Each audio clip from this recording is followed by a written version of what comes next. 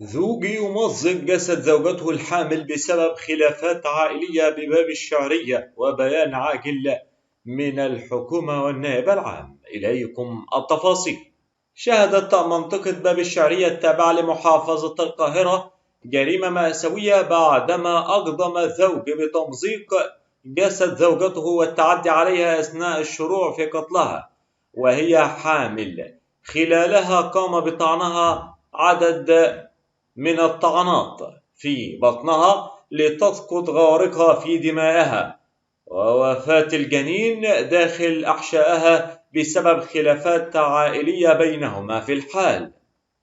وتعود تلك التفاصيل لتلك الواقعة المأساوية عندما تلقى قسم شرطة باب الشعرية ببلاغ بقيام زوج بطعن زوجته بسكين لتسقط غارقة في دمائها داخل شقتهما بدائرة القسم، وعلى الفور انتقل رجال المباحث إلى مكان البلاغ وتم تحديد وضبط المتهم وجاري مناقشته وكشف ملابسات الجريمة.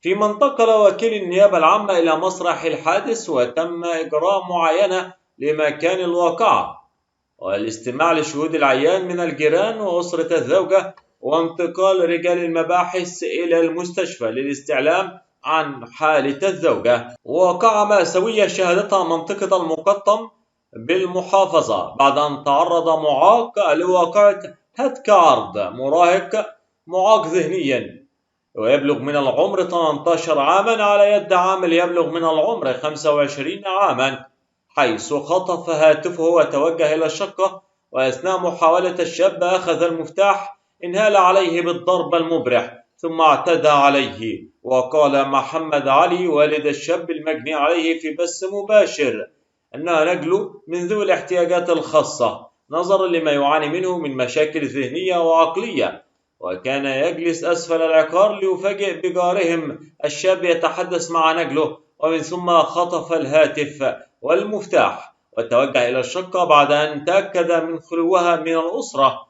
وأشار والد المجني عليه أنه بعد خطف المتهم المفتاح من المجني عليه صعد إلى الشقة بالطابق الأول، وبحسن نية توجه الشاب المعاق خلفه ليحصل على المفتاح لينهال عليه بالضرب المبرح والتعذيب، مستغلا أن ليس هناك أحد بالشقة، ثم تعدى عليه لافتا إلى أنه هدده لو تحدث مع أحد من أفراد الأسرة عما حدث فسوف يفضح أمره.